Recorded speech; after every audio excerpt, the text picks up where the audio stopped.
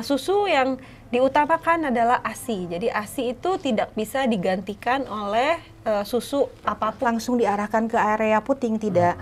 Jadi biarkan dia pengenalan dan mencium bau harumnya ibu. Bentuk payudara sendiri itu mempengaruhi nggak jumlah ASI?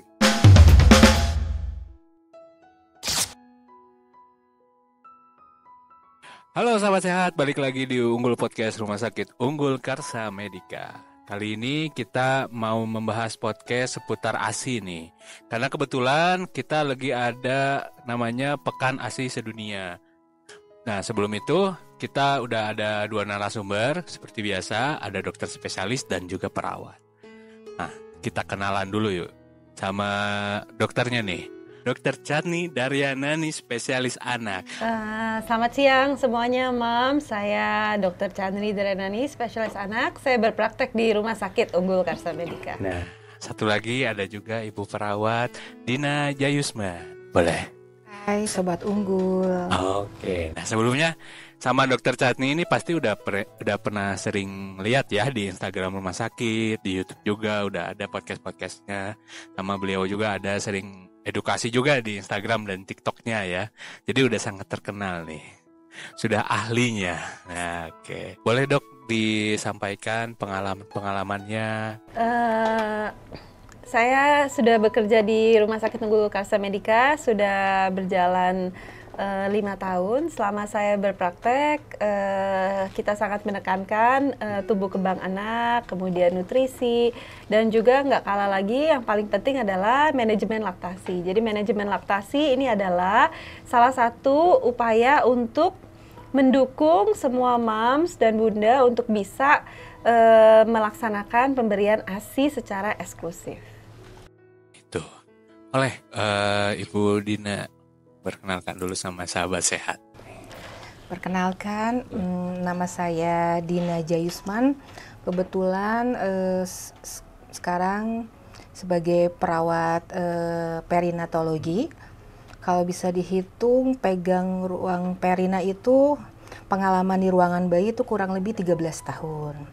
Dan cukup mendapatkan pengalaman-pengalaman unik dari para ibu-ibu yang sedang menyusui. Pekan ASI Sedunia nih dok. Kalau Pekan ASI Sedunia itu seberapa penting sebenarnya untuk merayakannya kita? Pekan ASI Sedunia ini memang ada tujuannya. Ya. Ya, jadi dia sudah dimulai dari tahun 1992 ya, dari inisiatornya pasti WHO, UNICEF, dengan tujuan setiap tahunnya itu temanya biasanya beda, tapi tujuan utamanya adalah mendukung semua ibu untuk dapat memberikan ASI secara eksklusif. ASI eksklusif dok ya. Nah, Bu Dina sendiri gimana nih merayakan Pekan ASI Sedunia ini di Rumah Sakit Unggul Karsa Medika? Untuk perayaan di Rumah Sakit Unggul Karsa Medika sih sebenarnya setiap hari, setiap kita bekerja, kita pasti melakukan semaksimal mungkin untuk mendampingi ibu-ibu yang melahirkan dan yang sedang berusaha untuk memberikan ASI-nya, dan kita dampingi itu sih. Oke, dok tadi sempat membahas ASI eksklusif dok ya. Seberapa penting sebenarnya ASI eksklusif untuk ibu dan bayi? ASI eksklusif ini penting sekali, Iqbal. Jadi kalau bayi 0 sampai 6 bulan itu nutrisi yang didapat itu kan susu. Nah, susu yang diutamakan adalah ASI. Jadi ASI itu tidak bisa digantikan oleh susu apapun gitu ya. Misalnya susu formula yang paling bagus sekalipun tidak akan pernah bisa menggantikan komposisi ASI. Jadi ASI 0 sampai 6 bulan diberikan secara eksklusif ini sangat penting. Kalau di rumah sakit sendiri, Bu Dina, pemberian ASI seperti apa nih? Kalau misalkan untuk mengikuti ASI eksklusif, biasanya kalau misalkan untuk ibu melahirkan diawali dengan IMD. Ya, inisiasi menyusui dini. Nah, itu diberikan segera setelah lahir. Jadi nanti ada pengenalan antara bayi dan ibunya dengan cara inisiasi menyusui dini itu. Gitu. Bayinya itu gimana?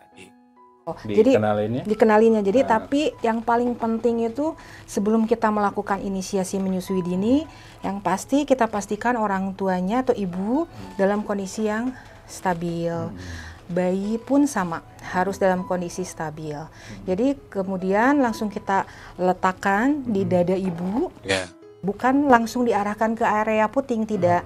Jadi biarkan dia pengenalan dan mencium bau harumnya ibu. Ya, itu sekitar 60 menit ya, Dok? 60 menit. Jadi biarkan ada pendekatan, ada perlekatan juga. Gitu. Jadi ketika lahir langsung bayi ditempelin ke dada ibu ya, Dok ya, gitu, Dok ya. Oke. Nggak keluar nih ASI-nya, gimana, Dok? Sebenarnya kalau mau bilang nggak keluar ASI itu semua ibu menyusui pasti akan keluar ASI. Nggak ada ASI, istilahnya ASI yang nggak keluar, nggak terproduksi gitu. Jadi pengecualian nggak ada. Yang perlu ditekankan adalah pemahaman. Pemahaman ibu, apakah ASI-nya keluar atau enggak, itu memastikannya gimana caranya. Jadi lebih ke arah edukasi untuk menyusui yang sebaiknya dilakukan dari sejak kehamilan. Jadi ibunya ketika melahirkan, terutama kalau anaknya anak pertama, sudah lebih siap untuk mengerti proses menyusui dan menilai kecukupan ASI. Mungkin pada saat konsul dengan dokter kandungan mungkin, Dok ya. Nah itu. Jadi, Dok, sebenarnya komposisi ASI itu seperti apa dan sebagaimana manfaatnya untuk perkembangan bayi nih? Komposisi ASI itu yang terbaik dibandingkan dengan susu formula. Jadi ASI ini mengandung makronutrien dan mikronutrien yang lengkap untuk dibutuhkan untuk pertumbuhan si kecil.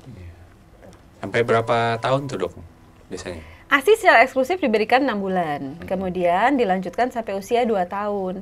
Nah, 6 bulan pertama itu full ASI tanpa dicampur apapun, rekomendasinya nih sebaiknya. Kemudian selanjutnya udah mulai MPASI, makanan pendamping ASI. Nah, ini yang paling penting dipahami oleh Bunda ketika pemberian ASI adalah dan mulai MPASI perbandingannya nih. Jadi seberapa banyak sih perlu makannya, apakah ASI-nya masih diperlukan dan diperlukannya seberapa banyak. Bagaimana nih cara memastikan untuk ibu-ibu tuh memberikan ASI eksklusif nih? Yang pastinya kita sebagai pelayan, maksudnya petugas kesehatan, dari awal kita sudah harusnya sebagai petugas kesehatan itu memberikan semangat dulu. Semangat, kemudian memberikan dukungan penuh dulu. Karena ada beberapa ibu itu yang down duluan, ASI saya tidak keluar, kemudian cemas. Nah, kita sebagai petugas kesehatan wajib memberikan semangat dulu, dukungan, dan memberikan pengertian bahwa ASI itu bisa nanti kita tunggu. Biasanya kan cadangan nutrisi bayi itu bisa 1 kali 24 jam itu masih ada cadangan nutrisi. Jadi kekhawatiran ibu itu yang harus kita cegah. Selain dukungan petugas dan dukungan pasangan pun itu harus. Suami ya? Dan iya. Keluarga juga? Keluarga semua. Nah itu berarti, Dok, berarti termasuk sebagai tantangan gitu, Dok ya, pada ibu-ibu. Nah, bagaimana cara mengatasinya nih, Dok, ketika ibu tuh menghadapi situasi yang seperti itu? Jadi kalau misalnya salah satu cara untuk bisa keberhasilan menyusui nih ya, keberhasilan menyusui itu pertama adalah dari sejak hamil. Jadi sejak hamil sudah mendapatkan edukasi ya dari puskesmas, Vaskes 1, misalnya bidan atau konseling menyusui dulu atau dari dokter kandungan.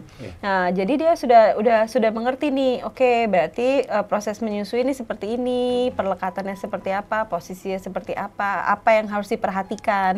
Mungkin ini akan bisa menurunkan kecemasan dan meningkatkan percaya diri. Jadi memang dalam menyusui ini sangat penting rasa percaya diri. Rasa percaya diri didapatkan dari kita, tenaga kesehatan yang bisa kemudian mengevaluasi gitu. Jadi ASI ini memang wajib diberikan 6 bulan, namun juga harus diperhatikan cara pemberian dan jumlahnya harus sesuai. Di indikatornya adalah setiap bulan bayinya kontrol ke dokter anak, kemudian ditimbang. Nah kalau misalnya naik setiap bulannya berarti ASI-nya sudah cukup. Itu bisa lumayan untuk dukungan ibunya. Oke, berarti saya ASI-nya cukup. Tapi nggak bisa cuman 1 bulan, harus setiap bulan. Perempuan itu bentuk payudaranya kan beda-beda ya. Bentuk payudara sendiri itu mempengaruhi nggak jumlah ASI? Bentuk dan ukuran tuh sangat tidak mempengaruhi jumlah ASI. Oh, jadi tidak. karena ASI itu diproduksi kan di kelenjar. Jadi mau kecil, mau besar itu tidak sama sekali tidak. Yang mempengaruhi produksi ASI adalah stres, kurang tidur, kurang makan, misalnya. Stres itu bisa didapatkan dari misalnya rasa sakit ketika menyusui. Atau setelah melahirkan, kemudian bisa juga dukungan dari lingkungan sekitar ya. Nah, untuk mengatasi stres sendiri nih ketika di ruang rawat inap nih, Bu, bagaimana nih peran perawat agar ibu ini biar nggak stres gitu ketika menyusui? Biasanya kita dampingi dari awal. Misalkan tadi awalnya dari IMD, kemudian kita misalkan bayinya sudah diobservasi, terus ibunya sudah di ruangan rawat inap. Nah, di situ kita masuk untuk edukasi. Awal edukasi. Nah, di situ kita ajarkan untuk cara teknik, cara menyusui yang benar. Kemudian kita beri semangat dan kita pun sebagai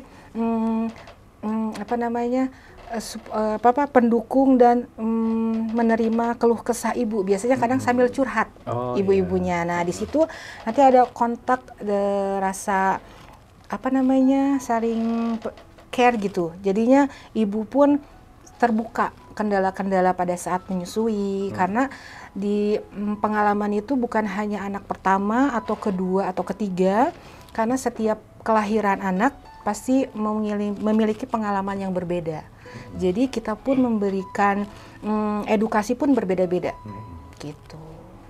Oke, nah Dok, ini ketika ibu nih udah diedukasi, udah diberi pemahaman, tapi tetap nih ASI ini nggak keluar, kan bayi tetap butuh makanan kan.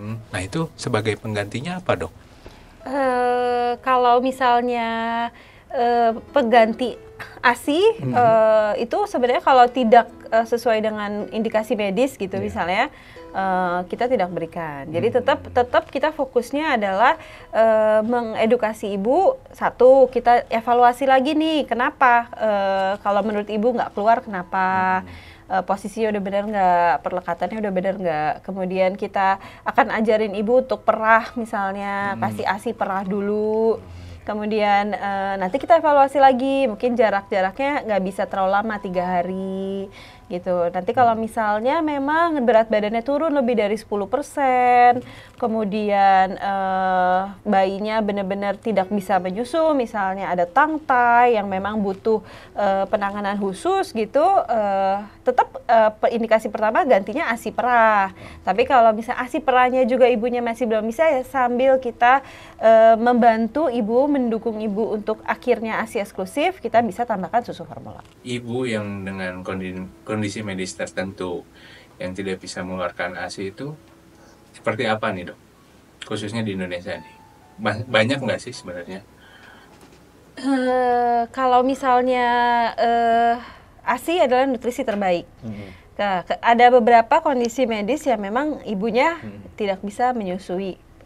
Terlepas dari produksinya yang kurang gitu ya misalnya. Nah ini biasanya dideteksinya waktu dalam kehamilan. Jadi waktu kontrol ke dokter kandungannya misalnya kan di screening misalnya hepatitis B, kemudian eliminasi HIV kan yang begitu. Dan nanti kalau misalnya memang ada yang infeksi yang ibunya bisa menularkan melalui ASI, ya itu tidak diperbolehkan.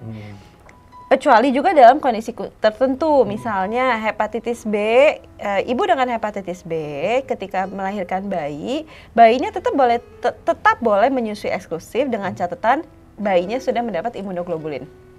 Jadi kita kasih imunoglobulin 0-7 hari maksimal, habis itu udah boleh menyusui. Kemudian pada kondisi tertentu yang memang nggak bisa, baru kita ganti dengan susu formula. Itu juga kalau memungkinkan untuk diganti dengan susu formula. Untuk peran keluarga sendiri nih, untuk ibu menyusui itu seperti apa nih, Bu? peran keluarga. Iya. Peran keluarga pada kondisi ibu menyusui itu sangat penting. Yang paling penting itu suami. Ya, itu pendukung yang paling penting. Karena kita selain bayi itu kan selain dekat dengan ibunya, pasti dekat dengan ayahnya juga. Nah, penting sekali suami mendukung dan memberikan semangat, perhatian penuh, membantu perawatan bayi bersama, itu sangat penting. Jadi membuat ibu itu happy. Gitu. Jadi itu pun mendukung ASI lancar jaya. Pernah lihat di Indonesia itu ketika ibunya dok nggak bisa memberikan ASI dan posisi udah di rumah gitu ya, bukan di rumah sakit gitu, itu disusuin sama tetangganya gitu. Nah kalau itu seperti itu kayak gimana itu dok? Sebenarnya gini, kalau misalnya ASI itu kan setiap fase usia itu beda-beda. Tetangga yang menyusuin ini kira-kira anaknya umur berapa? Apakah sesuai dengan usia anaknya? Kemudian sebenarnya gini, kita bisa ASI donor istilahnya ya, tapi ASI donor itu tidak menyusui langsung. Jadi tetap ASI perah yang kemudian kita rebus dengan matang kan gitu ya, baru mungkin bisa dikasih pada kondisi tertentu gitu. Jadi tetap sebaiknya ibunya yang menyusui. Iya, itu kan di Karena Indonesia. Meningkatkan juga manfaat menyusui buat ibu kan juga ada, bukan cuma buat bayi. Jadi buat ibu manfaatnya sebagai KB alami, misalnya tidak hamil lagi amenorrhea selama 6 bulan. Kalau eksklusif ya. Kemudian meningkatkan bonding kan dengan anaknya. Jadi anaknya kalau ada skin to skin, jadi nanti kalau tidurin anaknya lebih gampang, tenanginnya lebih gampang. Anaknya juga cenderung lebih tenang. Kemudian hormon-hormonnya jadi lebih stabil, bisa mencegah kejadian kanker payudara kan gitu ya buat ibunya. Jadi karena mengingat manfaat itu juga ada buat ibu, jadi ya sebaiknya tetap menyusui untuk ibu. Jadi manfaatnya banyak banget nih ASI, bukan cuma buat anaknya, tapi buat ibunya juga. Nah itu, jadi nggak hanya untuk anaknya, manfaatnya juga ada untuk ibunya. Ya. Kalau bapaknya?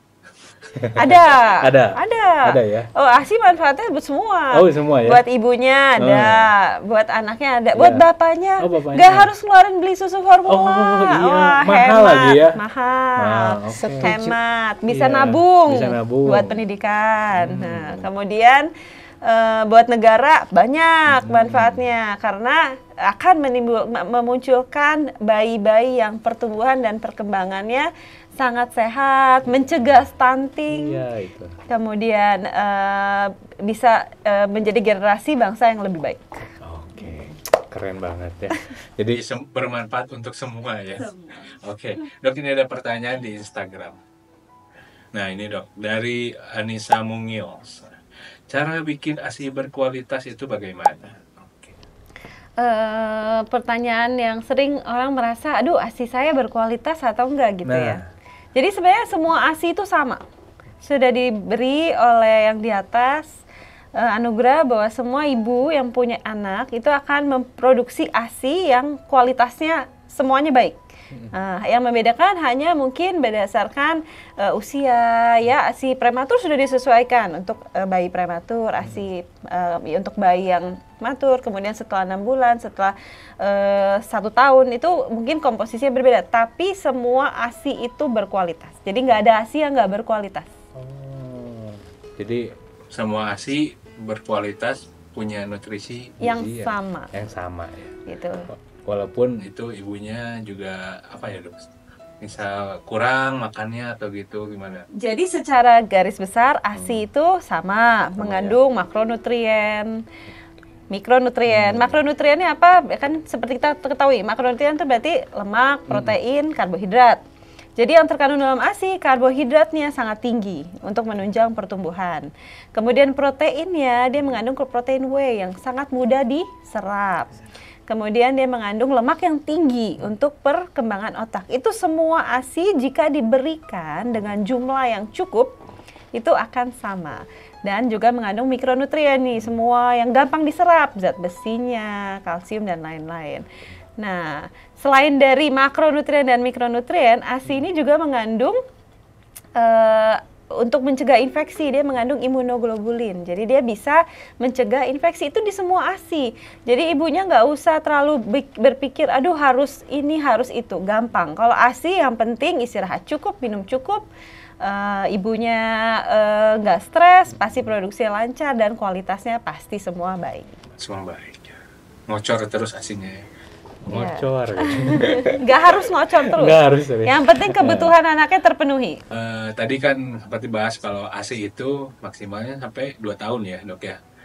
Ada nggak yang pernah lebih dari 2 tahun? Misalnya udah 5 tahun balita masih tetap mengonsumsi ASI, ada nggak sih dok? Ada beberapa yang memang tidak bisa menyapi dengan tepat waktu gitu ya. Sebenarnya kebutuhan ASI di atas 2 tahun pastinya udah nggak ada. Nah, yang jadi menyulitkan adalah kebiasaan. Jadi untuk menyapinya susah karena anaknya sangat terbiasa. Tapi udah nggak ada manfaatnya lagi. Jadi sebaiknya tetap di sapi di atas 2 tahun.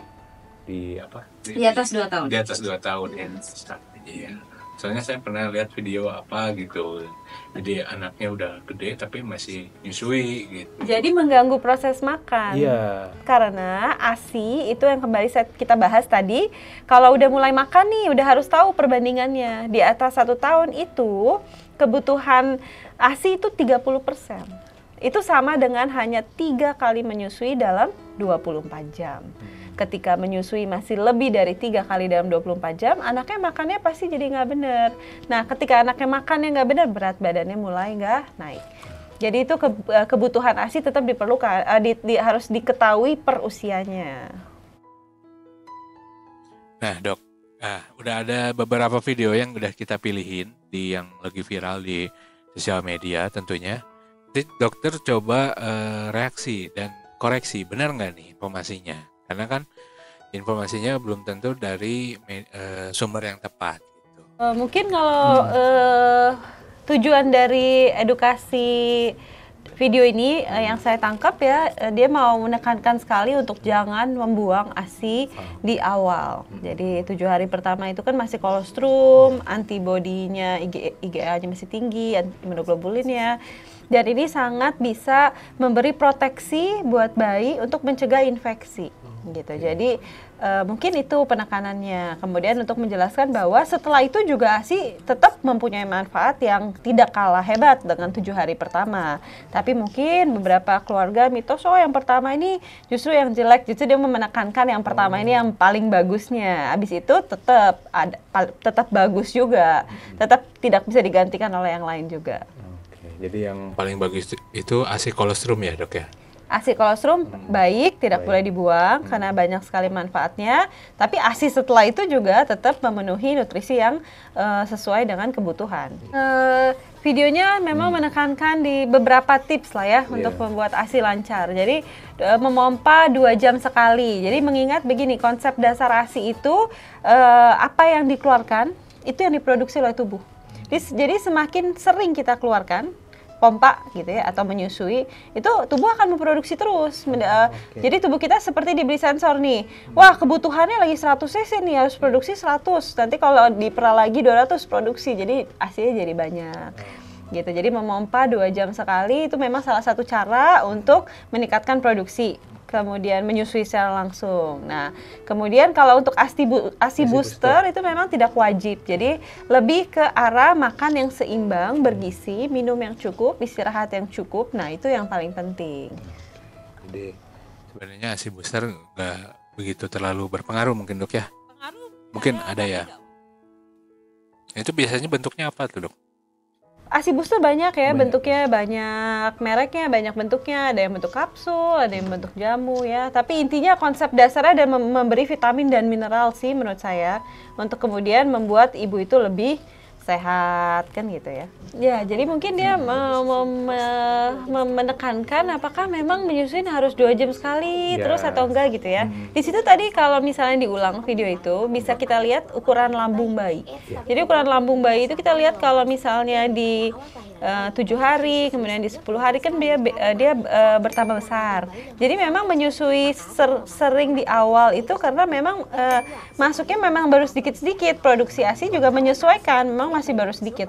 Jadi bayinya juga akan cepat lapar sebenarnya. Cuman nggak semua bayi, apalagi kalau awal kan masih ada yang kuning kan gitu, jadi dia cenderung tidur, jadi kita bangunkan. Nah setelah sudah dapat flow ASI yang baik, sebenarnya sebaiknya kalau bayinya minta baru dikasih. Jadi dia mau menekankan juga menurut saya di video itu bahwa kalau udah 3 bulan gitu, malam perlu dibangunin nggak sih untuk nyusuin gitu ya, tiap 2 jam lagi tidur anak-anak bangunin, tidur anak. Jadi kan mengganggu kualitas tidur, sedangkan kita tahu bahwa tidur yang berkualitas sangat mempengaruhi perkembangan dan pertumbuhan si kecil. Jadi itu mungkin yang ditekankan dari video terakhir. Mungkin bulan pertama begitu kita timbang naiknya udah sesuai, sekilo gitu ya target kita per bulan di 3 bulan pertama. Kalau memang udah naik sesuai dengan, berarti kebutuhan ASI kan terpenuhi. Nah boleh mengikuti flow bayinya. Kalau bayinya minta kita berikan, kemudian kalau enggak. Dengan catatan setiap bulan tetap ditimbang. Nah dok, untuk mengakhiri sesi kita nih, ada nggak yang ingin disampaikan kepada sahabat sehat di rumah mengenai pemberian ASI? Saran dan pesan dari saya, ASI itu adalah yang terbaik, no debat. Tidak akan bisa digantikan oleh nutrisi atau susu formula sebagus dan semahal apapun. Jadi kita tenaga kesehatan, kemudian keluarga, dan harus memberikan dukungan yang semaksimal mungkin kepada ibu menyusui sehingga dia bisa menyusui dengan nyaman dan bisa terpenuhi ASI eksklusif dan juga kemudian akan menghasilkan generasi bangsa yang lebih baik. Oke, keren banget. Nah, Ibu Dina, boleh nih sedikit tentang ASI, boleh? Ya, sebagai perawat sih titip pesan dan hanya ingin memotivasi kepada semua ibu-ibu, tetap semangat, jangan pantang menyerah, tetap berikan yang terbaik yaitu ASI eksklusif. Terima kasih sahabat sehat semua, bye-bye.